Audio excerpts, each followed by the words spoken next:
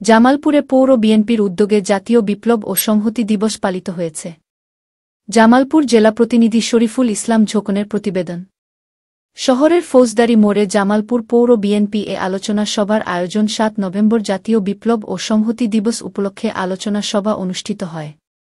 পৌর বিএনপির সভাপতি লিয়াকত আলীর সভাপতিত্বে ও সাধারণ সম্পাদক শাহ আবদুল্লাহ আল মাসুদের সঞ্চালনায় বক্তব্য রাখেন বিএনপির জাতীয় নির্বাহী কমিটির সহসাংগঠনিক সম্পাদক ও জেলা বিএনপির সাধারণ সম্পাদক অ্যাডভোকেট শাহ ওয়ারেছ আলী মামুন।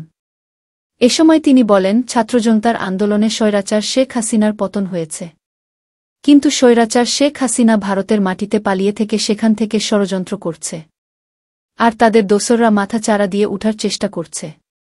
আমরা যারা বিএনপি করি তাদের সকল ষড়যন্ত্র রুখে দিতে সবাইকে সতর্ক থাকতে হবে। অন্যান্যের মধ্যে বক্তব্য রাখেন জেলা বিএনপির সহসভাপতি মঞ্জুর কাদের বাবুল খান, যুগ্ম সাধারণ সম্পাদক খন্দকার আহসানুজ্জামান রুমেল, সদর থানার বিএনপির সভাপতি শফিউর রহমান শফি, সাংগঠনিক সম্পাদক শফিকুল ইসলাম খান সজীব।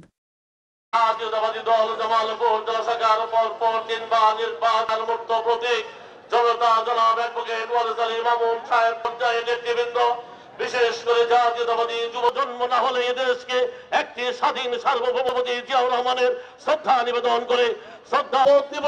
আমরা নতুন করে জামালপুর সহ আলোচনা সভায় এই অঙ্গীকার ব্যক্ত করে আপনাদের সকলে আমরা আজকে ৭ নভেম্বরের প্রেক্ষাপট আন্দোলনে স্বৈরাচারের দ্বারা নিগৃহীত এবং মেধা দ্বারা সারা বাংলাদেশে স্বনির্ভর বাংলাদেশ সভাপতি, জামালপুর পৌরসভার সাবেক মেয়র, রাজশাহী বিশ্ববিদ্যালয়ের সাবেক ছাত্র বিভাগীয় সহ সাংগঠনিক সম্পাদক জামালপুর। ৭ নভেম্বর জিয়াউর রহমান, বাংলাদেশের মানুষ আপনাদেরকে লক্ষ্য করতে হবে, বাংলাদেশ যে সময় একটি সংকটময় মুহূর্তে পতিত হয়েছে।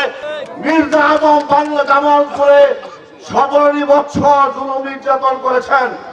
আমাদের সাধারণ নেতা কর্মীদেরকে কথায় কথায় হামলা দিয়েছেন।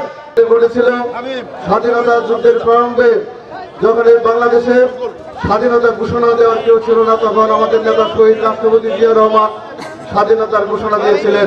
আজকে নতুন করে ষড়যন্ত্র হচ্ছে বাংলাদেশে যাতে একটি নিরপেক্ষ নির্বাচন না হতে পারে, বাংলাদেশে যাতে আমার গণতান্ত্রিক প্রক্রিয়া শুরু হতে না পারে, এই বাংলাদেশের মানুষ যাতে আবার একটি সুষ্ঠু সুন্দর সমৃদ্ধ বাংলাদেশের যাত্রা শুরু করতে না পারে, যে কারণে আজকে পতিত স্বৈরাচারের প্রধান শেখ হাসিনা এবং তার দোসরেরা পালিয়ে থেকেও বাংলাদেশকে অশান্ত করার গভীর চক্রান্ত করছেন।